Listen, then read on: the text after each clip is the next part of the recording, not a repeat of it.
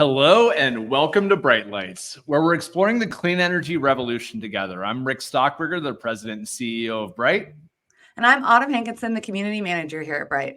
And I'm so excited for our special guest here today. Rick, you and our guests have a ton of history together. So I'm going to let you introduce them and take it away. Well, I'm so excited to have Marvin Logan Jr. on our podcast today, the CEO of the Oh Wow Children's Science Center.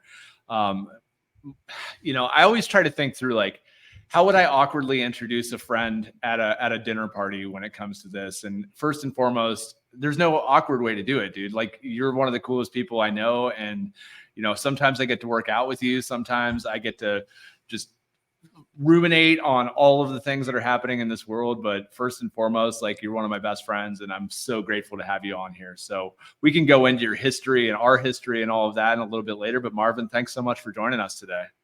Absolutely. Thank you, Rick and Autumn. Super excited to be here. Always love everything Rick, always love everything Bright. So this is a love sandwich, if you will. So looking forward to the conversation today. Very cool. Well, Marvin, I like to always start these things to, first and foremost, put the topic out in front here. And so one of the things that Bright did at the end of last year is we signed a letter to President Biden along with LACI and everybody, talking about the importance of diversity, equity, and inclusion in the clean energy revolution, and some of the meaningful steps that we believe that organizations like ours, but all organizations, should be taking to ensure that everybody's involved in this economic transition that we're trying to push forward in a meaningful way. And so it's really fortunate that A, we have such a strong relationship, but B, we were able to get you on the board here at Bright. And so today, one of the things, that's the main topic that we'll be talking about, is how do we get more people engaged, people that frankly don't look like me, engaged in this clean energy revolution. And man, you've inspired me in so many ways on that. So excited about that. So the first question, as always, what excites you about this topic? Oh my goodness. What doesn't excite me about this topic? I love innovation. I love creativity. And I think oftentimes when people think about marginalized communities, they don't consider that the mere existence of marginalized people is innovation at work. We figure out how to do the most with the least. We always have to come up with creative ways to be able to be in spaces, get a seat at the table when there isn't an opportunity, and when we can't get a seat at the table, we create our own table. Anybody who comes from a rural, a low income, or primarily ethnic minority neighborhood, we all have a relative who can make a vehicle operate to almost peak functionality without all of the parts that came from the manufacturer. That's innovation. We've all experienced, our loved ones scraping 2 nickels together and somehow making sure that we don't go hungry. That's a form of innovation. And so when it comes to this particular conversation, a lot of times when we think about clean technology or just technology in general, these are conversations that are not being had at the grassroots level of different communities. And oftentimes it isn't a matter of capability. It isn't a matter of, just the opportunity to learn skill, just not having the conversation, not being present, not finding ways. And I think, one of the awesome projects that we got the opportunity to, work together on recently with the group of Kent State architecture students that, pretty much built a roadmap for our community to figure out how we could use design to solve some of our problems. One of the experiences that those students had was just, I can't tell you the way that they reacted when they first came into our community. And I mean, little weary, is it okay to be here? It's like, absolutely. You're with the people who are from here. We've invited you in, so we'll ensure that you have a good experience. But those students were shocked to find out how many ideas and how many original thoughts people had about ways that we could use design to solve the problems of the community. And a lot of times in marginalized communities, folks think that all the answers have to come from the outside. when 9 times out of 10, the answers are available on the inside. We just don't have the resources to solve those problems. And so I think the opportunity to build a bridge that works and to be able to see everything from a middle schooler or a high schooler, exploring what clean technology is and how it can work for them, and a parent getting an opportunity to level up and skill up and break into another career pathway. I think those are the things that excite me the most. Finding creative, innovative ways to build public-private partnership that helps advance our community in a meaningful way. That's awesome. So, it seems like you're excited about a lot.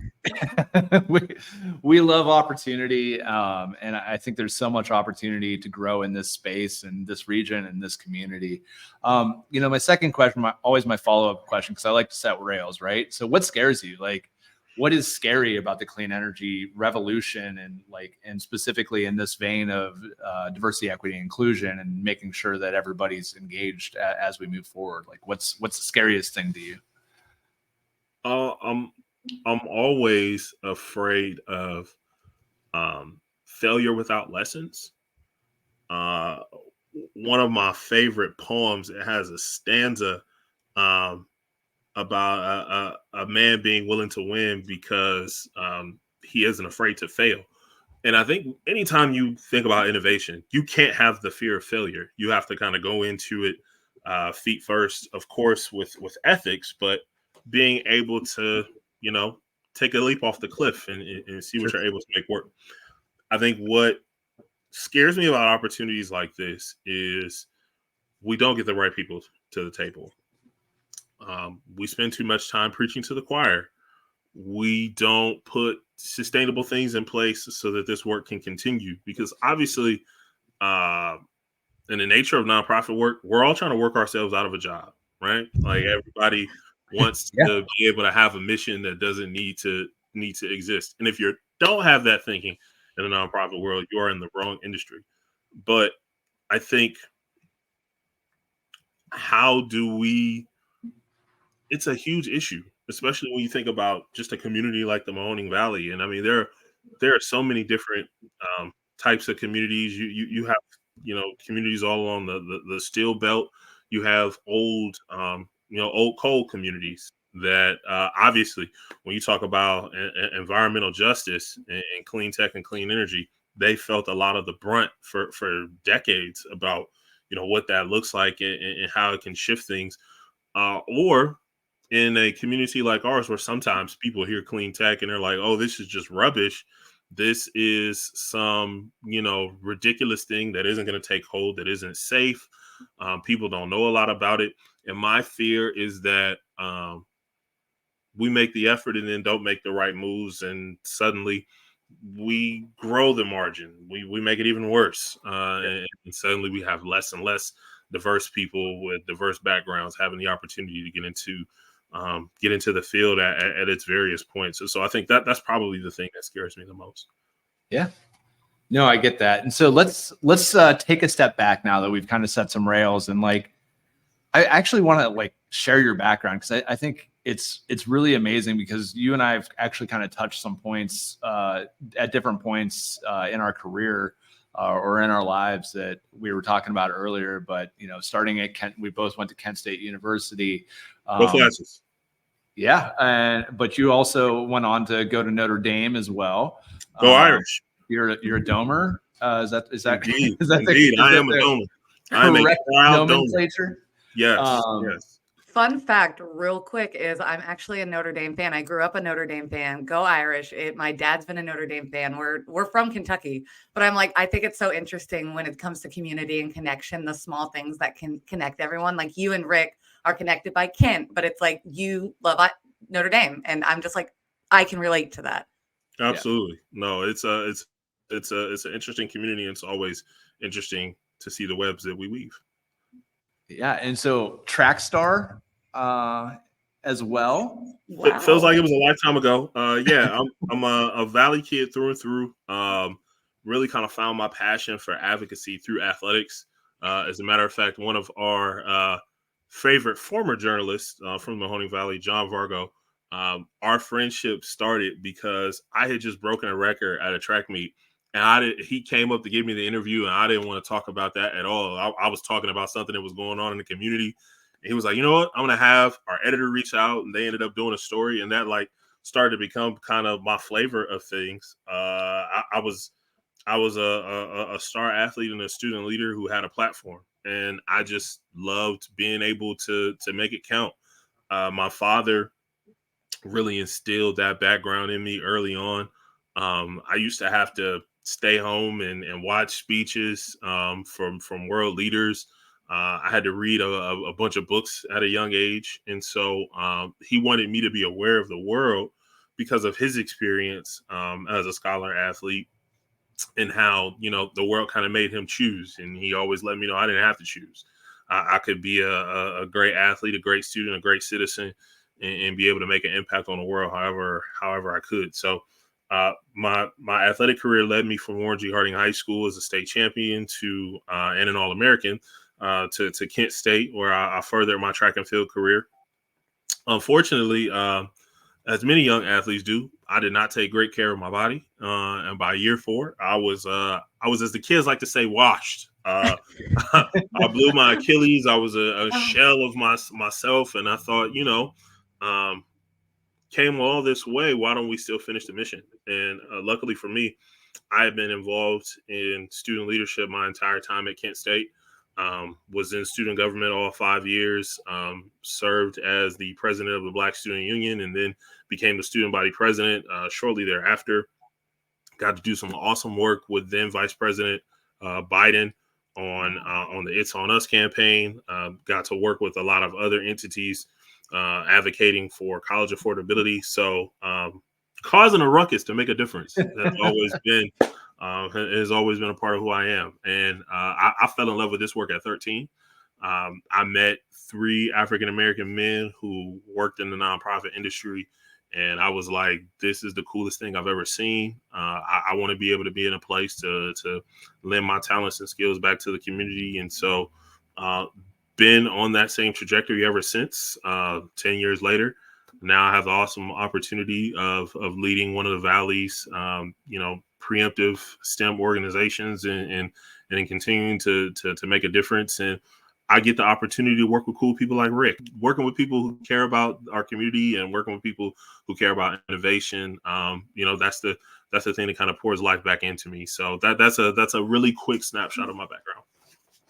That's awesome, man. Well, I mean, you skipped one of my favorite parts because when I was founding my first company, I was fortunate enough to shoot feature-length documentaries. And one of my most interesting places in the world to me was, and nonprofits, I believe, in the world, was actually Pony Ride in Detroit, and the Boys and Girls Club there. And some of the things that were going on there I was there in 2011, 2012, were just so unbelievably amazing to me. I think the thing about cities that I've always cared about and why, I love and we work so hard in the Mahoning Valley is I think people get this idea that a city has this certain like culture or whatever, but really at the end of the day, it's you get to meet the people that are the culture. It's and so different when you actually like get to meet people and see what they're doing and have them share something with you that is personal.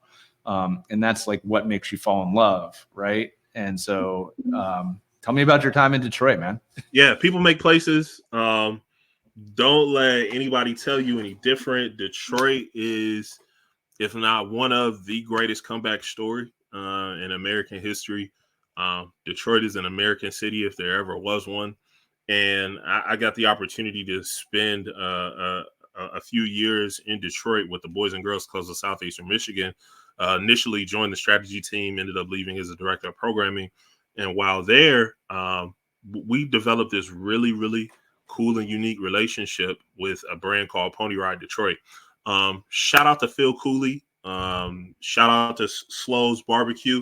My guy Phil started Pony Ride out of just this idea that Detroit had all of this space. Lots of people forget Detroit used to be almost twice the size that it is now, having over 1 million people. being there and being one of the largest cities in America. And as Detroit was beginning to recover from white flight, bankruptcy, a lot of corporations kind of leaving the city itself, we just had these beautiful empty warehouses with nothing to do with them. And Phil and his crew ended up renovating a space and creating this cool collaborative kind of feng shui deal for creatives and entrepreneurs.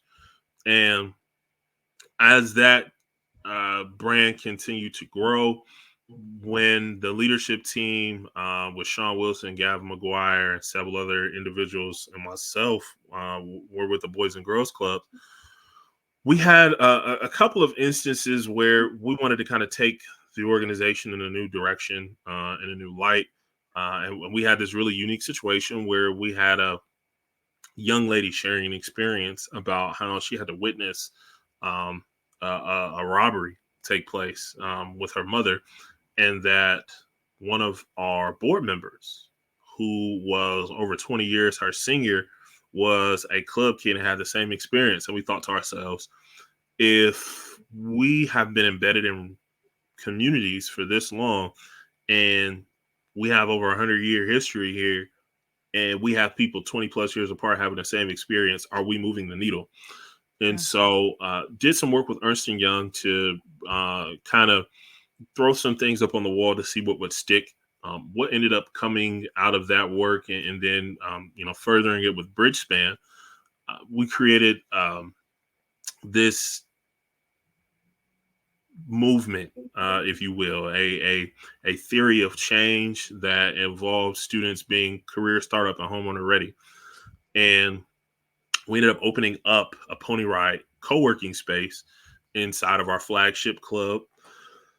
And what we wanted to do is give people the opportunity for economic mobility. There was obviously a huge amount of detail that, probably a great conversation for another time when we talk about how we can make differences in other marginalized communities. But the big piece of it was we wanted to create a multi-generational impact model that worked. And my favorite time before this one thing happened in 2020 was that we had a group of students on one side learning a little bit about video game design. I had some students doing dance, had some students doing coding activities. We've got a little bit of sports going on in the gym.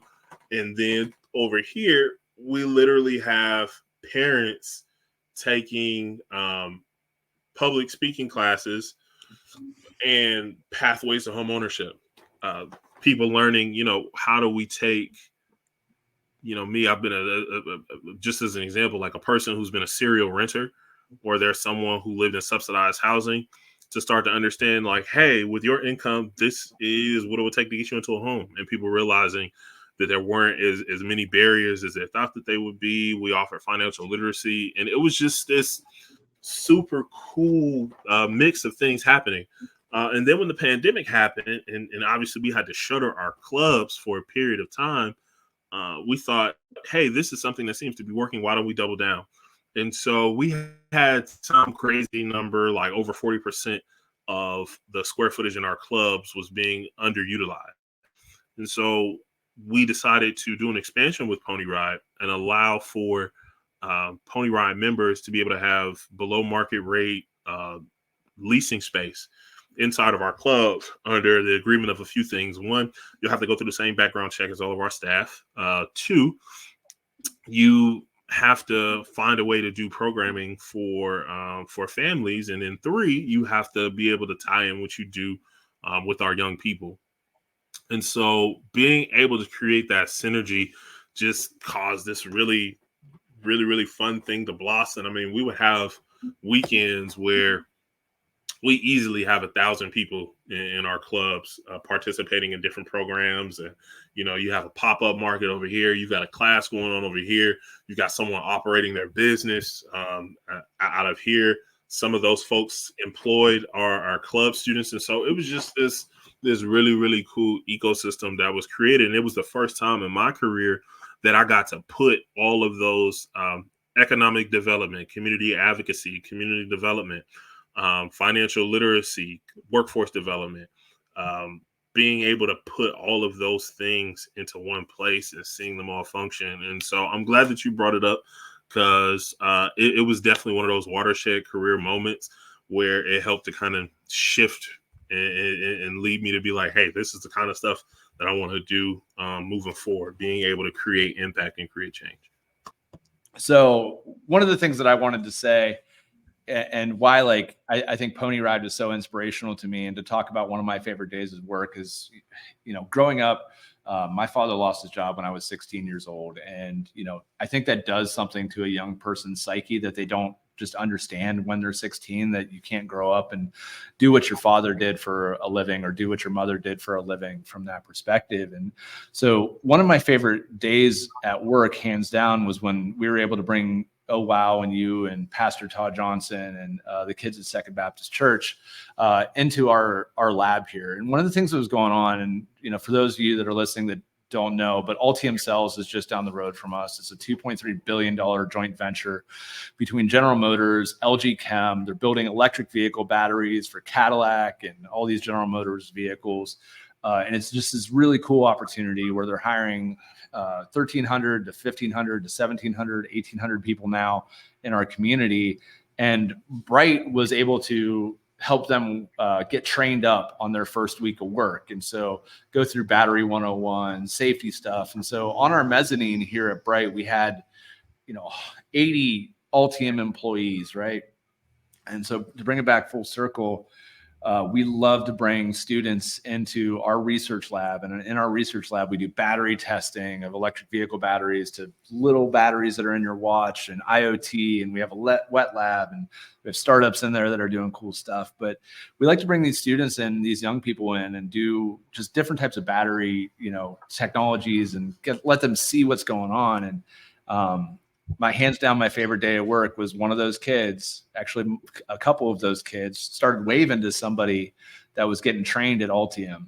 And I was like, oh, do you know them? And they're like, yeah, it's my dad. He's getting a job. He's been out of work for X, Y, and Z. And so he's working at Altium, and I want to learn about batteries so I can have a chance to work at Altium. And just the type of hope, I think, that comes with good employment and good paying jobs, and what that can do for families is unbelievably important to me because of, my circumstances growing up. But when I saw multiple, and then a couple of kids were like, hey, no, that's my dad, or that's my mom over there. It made me tear up a little bit, just thinking that, these opportunities are coming. And that's why I think clean energy and this space is so important, because the Midwest has consistently built the products that the rest of the world wants and needs. And right now we have an opportunity to bring all of that manufacturing back from China and from Mexico and all of these other places because of things that were put in the IRA, the BIL, around American made. And here in the Midwest, we can build these things again, and our kids, dads and moms, can have these jobs, and they can have a reason to stay here. So sorry, that was a long lead up into, and me telling a little bit about myself, but into, you now have this amazing role at Oh Wow, where you get to engage with talented young people and people that want to explore science in a meaningful way. And I'm just so excited to have you as a partnership. But tell me a little bit about Oh Wow and your mission, and how that pertains to all of this economic growth that we're seeing, and what we hope to draw here, and how we can keep young people here, man. Absolutely. So yeah, Oh Wow has really started to become this amazing engine of innovation and different things in our community. And how we do that is we have kind of this big picture of work that we do. First and foremost, we help to breed creativity and ingenuity and really independent thinking and problem solving, which literally is embedded in our mission. But we do it in a fun and colorful way so that everybody has the access to STEM education. Our late great co-founder Gloria Jones, when I got the opportunity to sit down with her, I asked her, hey, why did you and Roger do this in the first place? And she said, we wanted to make STEM accessible to everyone. And we really just kind of took that and just kind of catapulted off of the platform that we have. We have a beautiful 30,000 square foot facility in downtown Youngstown that features currently over 20 zones of exhibits that walk students through the different disciplines of STEM in the scientific process.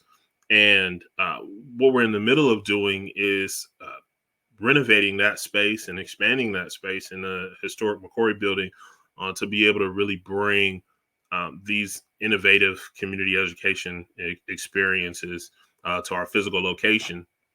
And it doesn't stop there. We actually serve another huge chunk of folks outside of that building with our outreach programs. So putting on camps, after school programs, being able to do professional development for educators and project and challenge-based learning.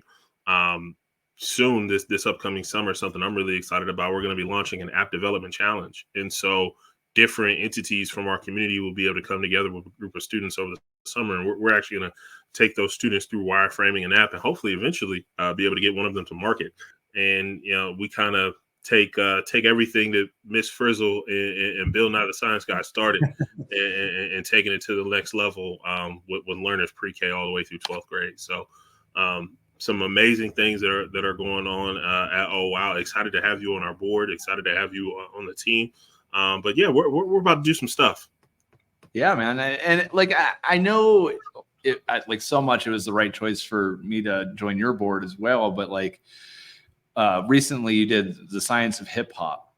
And to me, like, we just need so many more ways to reach our young kids with opportunities to learn science and to engage in this. And I'm just like, what are some clean tech lessons that we can do with the kids that would be as exciting as learning about the science of hip hop? Because like my kids loved every second of that opportunity, and like I want to figure out how I can make this more exciting, around the clean tech space. So shifting back to clean tech, Mm-hmm. what do you see as the opportunities to educate and get, more diverse voices to the table in the clean energy space?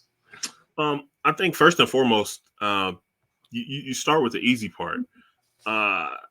You ask why not instead of why. I think, you brought up our Science of Hip Hop event, and it's, one personally as a hip hop scholar, I knew, hey, there's a lot of cross sectionality. There are a lot of different ways that we can do different things here, and make it so that it's an attractive way for students to get a really good lesson that just combines it with something that they may be interested in. And I think you got to have the same strategy with clean tech. Even the way where you described your favorite day at Bright, we just have to continue to do those same things when it comes to clean tech access, adoption, innovation. The first step is just knowledge, people sharing the information, people understanding, and being able to create spaces in the community where people can understand things in lay terms. People can participate in a few activities that sparks that interest and then helps them to continue to take it from there. But really pushing that forward in third spaces and the places where people formally and informally gather in a community, and having those stalwarts and community connectors. One of my favorite, Abuela D was her name, or is her name. And she was a young lady that was a community member around one of our clubs in Detroit. And, it became one of those things. Well, hey, if you want people in the neighborhood to be able to know what's going on, you got to go talk to Abuela D. She's really going to be she's the Twitter for this neighborhood, and being able to use those kinds of informal communications, whether it's going to the barbershop, going to the beauty salon, getting to the grocery stores, being in the churches, community centers, and just creating places where anybody can get involved at any level. If I'm a 75-year-old retiree and I've never heard of clean tech, then I should be able to come up and participate in an activity. One of the coolest things about our Science of Hip Hop event, which is consistent with all the programming that we do, the adults get just as interested as the young people, and definitely try. They try to, you know, squeamishly kind of look around and make sure no one sees them, because they don't want people to know that they're enjoying themselves as much as they can. But I can't tell you how many times we've had adults. It's why we kind of came up with our concept with the Parent Academy, to where they're like, man, I kind of never knew that. I've never done some of those things. And when it comes to understanding clean tech and how to get that into diverse communities, it's got to be a lot of the same ways. And members of the community that become early adopters, just like with your founders. There's always, with every founder, there are a group of early adopters that believed in the concept, that thought it was something worthwhile, and wanted to make an investment. Well, the same thing is true when it comes to community adoption of ideas and different opportunities. And so I think continuing to do that, continuing to have you know, these excellent community partnerships, and bringing in people who have different areas of expertise and who do different things well, so that you know, we can have a nice clean tech gumbo for the community, is the best way to chart a pathway forward. I haven't been saying much because your guys' conversation has just been flowing so effortlessly, and I just love listening to both of you guys. But I think my question really is, because in a lot of these, I come from a poor rural community as well. And I think the question really is, I could never, whenever I told my dad or my family or anyone what I do and what Bright does, their immediate response is, we're never getting away from coal. Like, clean tech's never going to make it. Like, it's too expensive. What about my taxes? All of these things. And I guess I'm asking, what kind of advice would you give to someone? I think Youngstown is just like the exception to the rule. Like, everyone there is so into clean energy and clean tech. But what's some like? I was like, oh, talk about it. Okay, it's got me excited. Maybe I should move to Youngstown. But yeah, what's some advice you would give to those who like can't get past that barrier with their communities? Everybody. So I have two pieces of advice that are contrary to each other.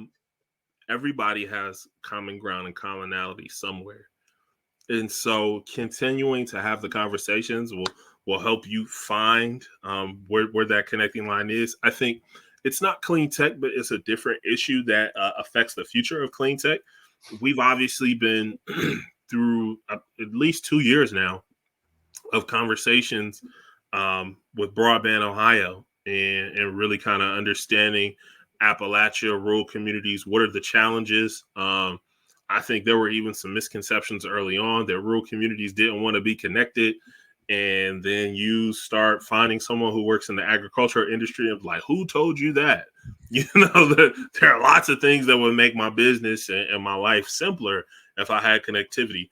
And I think if you just continue to have those conversations with any different kinds of communities, because the conversation in Wheeling, West Virginia is going to be different than the conversation in Cleveland, Ohio, which is going to be different than the conversation in Louisville, which is going to be different than the conversation in Lima, right? So it's a bunch of different ways where you have to find that commonality to talk to people. Now, on the flip side, the future waits for no one. And as Dr. George Garrison used to say in class, hey, this train is leaving the station. And so either you have the opportunity to get on the train, or you can wave at the train goodbye, but the train is leaving. And I think we have seen, for a variety of reasons, one, through great innovations, two, through a lot of the challenges that are coming to our energy grid, hey, we have to find some solutions. Fossil fuels are not going to be the end all be all for us. And how can we find ways to adopt new technologies, cleaner technologies? How can we be good stewards of the earth that was given to us, to make sure that, you know, it was here before we got here, it'll be here after we leave? How can we, you know, clean up the house as the party is going on? And how can we find different ways to have different points of inflection and intersection in different communities? So those are the best two pieces of advice that I would be able to give. And obviously, just because that's the conversation in a poor rural community, doesn't mean that that's going to be very much of a different conversation in a poor urban community. because you'll definitely have just as much skepticism. You just gotta find ways to have those conversations. But I think just like those Kent State architecture students, people are surprised to find out when you approach the conversation the right way and you invite someone in to have a seat at the table and to be able to have input in the conversation, you'll be surprised at what you're able to get back from it. Yeah, I do have a more personal question, mainly for me and what Mhm. Oh Wow is doing, but I have a nephew who is so into science, obsessed with it. We buy him everything we can to keep this fire alive in him. But I'm going to be quite honest, his Carroll County education system is not going to give him what he needs. What's some advice that you can maybe give me and I can give his parents that can keep that fire alive? And what can I do and what can we do to help him? Definitely. One, connect with our social media, because we do a lot of things digitally, Mhm. and provide the opportunity. And that's something that we're going to continue to double down on, even as we try to fight the backside of that, understanding the digital divide and that everyone isn't connected. So everyone doesn't have the opportunity to have access points like that. But there are differences in 2024. There are so many resources out there. Sometimes it feels like there are too many. Definitely connecting with resources like that. Um, Educational youth TV shows are also still a really good place to start. I'm shocked at how many things that I remember about the way that the world works from the things that I watched growing up. I mean, I know everything about the way a bill is built in Congress, and it all started with "I'm just a bill." I'm just a bill On Capitol Hill, Hill. baby. Yes, and how many things I remember from reading Rainbow and from the Magic School Bus and Bill Nye the Science Guy, um, Dora the Explorer, Blue's Clues. You find ways to do problem solving, conductive reasoning, all these kinds of things. And so, secondarily, anytime we have camps, whether they're camps for a weekend, whether they're camps for a few weeks in the summertime, whatever it is, definitely find ways to get them involved. You'd be surprised, especially now, how fast the STEM community is growing, because we know Ohio has so much of a need, that people are going to be looking for resources, looking for things to do. Awesome. All right, Marvin, I got one last question before we go.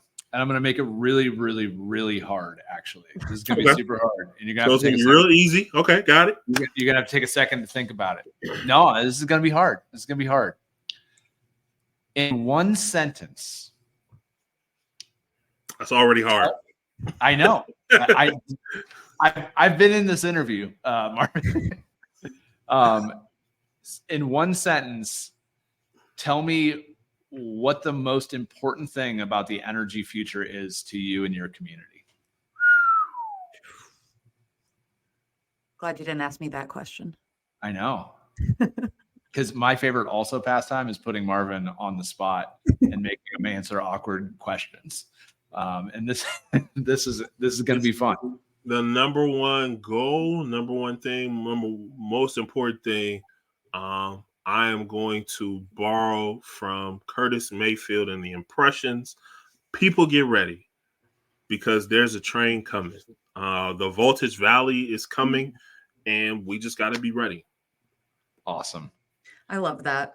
Well, Marvin, we are going to wrap up here. I do want to give you time to just say anything you want to say, any last thoughts you want to throw in, anything you want the people to know. The time's yours. Thank you. Please be sure to follow along with the amazing work that we're doing. You can find us at www.owowkids.org, OWOW Science Center on all of your major social media platforms. You can catch Rick and I on Friday, February the 2nd at the Insight Gala, where we'll be giving some more previews into things that we'll be doing in the future. We'll be unveiling our innovation wing here coming up soon. So we got all kinds of reasons for you to be all up in our business. So make sure you're following us on social media, checking out our website, continuing to follow this journey. Awesome. I love it, Marvin. Thank you so much for being on the show today. If anyone listening is interested in staying connected with Marvin, be sure to check out the show notes, which you'll find in the description of this video or on Spotify. Awesome. And thank you all for tuning into this episode of Bright Lights. So do your part to support clean tech innovation by liking or subscribing to this podcast, and we will catch you on the bright side.